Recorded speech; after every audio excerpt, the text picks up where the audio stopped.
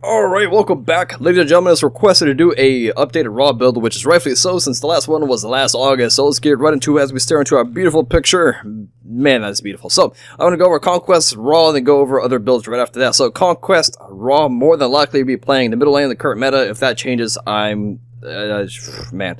so, most Raws are played as more of a utility, if you will, playstyle, just because you want to maximize the usage of your healing, and also your searing pain. You can abuse the fact that it has low cooldowns on it already, so the more you level up, the lower the cooldowns are. If you get full cooldown reduction, you're just sniping all the time, especially if you're not that great at sniping. It helps you make up for your mistakes, you get more chances at that. So let's go right into it. So for starter items, you definitely want to go with Vampiric Shroud. Really great passive, helps you sustain on top of your heals already. Pick that up, and then you go into a tier 1 item, whether it's Lost Artifact to build up in the Chronos Pendant after you finish your boots of your choosing, or you pick up the Tiny Trinket and build that up into Bancroft's Talent just for the sustain and high magical power spike, or you're building into Divine Ruin to shut down healers, or high health regeneration gods like Hercules, Shock, Vamana, gods like that. So let's just go with Lost Artifact for now. Boots, more than likely you're going to choose a focus for the full cooldown reduction and be just a full utility playstyle.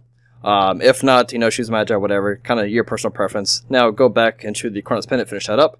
Next will be the time if you are going to get a stacking item. This will be a great time to pick it up now, whether it's Warlock Sash, because you have no escapes as well. I mean, you have a cute little blind and slows. That's pretty much it. And you can dance around in heals if you want. So Warlock Sash, not too bad on Raw, just make you overall just more of a bruiser, or Bucket Toss, whichever one you're feeling. If you don't feel like stacking up Warlock Sash and you want the same effect, you can go to Ethereal Staff, similar idea with that. If not, you can go into the Lotus Crown if you want to be a overall more supportive mage. This pretty much applies extra protections on people that are healed by your 3. That's for a certain duration. A really great item overall, has MP5, a little bit more sustain, some decent physical protection, so you're not so squishy against the assassins, hunters, whatever, and also decent magical power. So overall, a really great item to pick up if you want to go that supportive route. But let's just go with Warlock Sash for now, just for the sake of continuing the build. And next, perfect time to go into a penetration item, since we do want to do some damage and not just be all heals and no penetration, no damage. Obsidian Shard, a little bit better because Raw doesn't have too many damage over time effects, unless if you like to play your 3 aggressively, like, slap your 3 on top of them, go in it, and just fight them inside of your 3, maybe? Because that's the only thing that really applies damage over time efficiently. And that'd be the only time when Spirit Magus is okay. But more than likely, Obsidian Shard, just so you can do more burst damage with your 1 and your ultimate, things like that. So let's go with that. Next, if you know the match is not going to last too long, this will be a great time to go into the Raw Jehudi, just to give you a huge power spike. I mean, if you look at it, we have 245 magical power. Pick this up, bam, 463 magical power. Now you're swinging, and you're also doing more heals. But if you want to delay that, and you feel like you have all the time in the world, this would be another great time to pick up other items that you wish you could have picked up before, like Rod of Asclepius, for extra healing, movement speed, so you could juke around. Overall, pretty decent item for Raw. Or you can go to Lotus Crown if you didn't pick that up.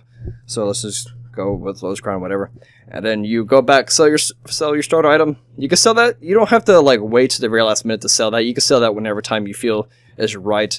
Then of course where are you? The Raw Jehudi. So going to Assault. Assault is pretty much is going to Chronos Pendant as your very first item. That's standard for most mages because it has the MP5 built into it. Because in Assault you cannot go back. Also has the cooldown reduction and really high, magic power. So in Assault, pretty much a really great item to go into. Another starter item you could go into is, of course, the Lotus Crown. Like, if you're Raw in Assault, you're the healer for the team. You can go to that as your first item instead of Chronos Pendant, or I do this sometimes, and I just go into the Rod of Asclepius as the first item. Or you can pick this up right after Chronos Pendant, and then go into Boots. So it's pretty much getting those few items in the very beginning, or your choices, and then go with the rest of your build. Obsidian Shard, Raw Jehudi, things like that. So now, Arena, since Arena doesn't last too long, pretty much you want to get your high costly items early, like get your 4th and 5th item slots. Another point I wanted to make, I made this in the previous video, is if you are going to go into the Breastplate of Valor, and you know you're going to get this, because you're being focused a lot by physical gods, and they have a lot of physical gods. If you're going to pick this up as your cooldown reduction item, you do want to go into the Choose a Magi. I would recommend this, especially if you're going back to back. These times, back to back, you know, boots first, breastplate second. Problem is, if you go Choose a Focus right into breastplate, you have 30 magic power, which is nothing. I mean, you're not going to be healing for much. You're not going to be doing much damage. So I would recommend to Choose a Magi into the breastplate if you're going to do that combo, just so you have 65. I mean, a little bit better than 30, right? So, but let's just continue on with the arena build, if you will. Choose a Focus, cooldown reduction, cross spin.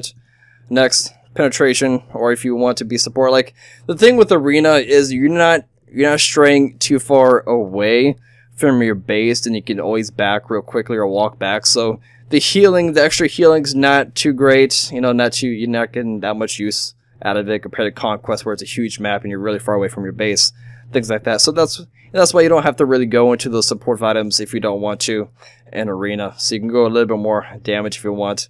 Full cooldown reduction. We got our penetration next.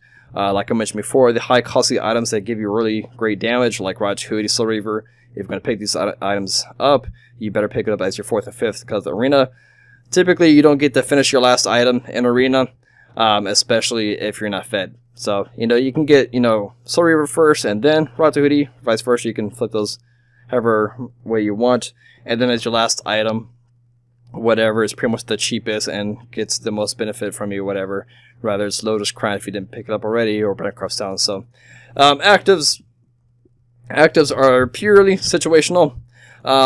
If you're looking to be supportive and a utility, raw Heavenly Agility is really great. Increases the healing done, also the movement speed of the allies around you. Really great supportive active to pick up.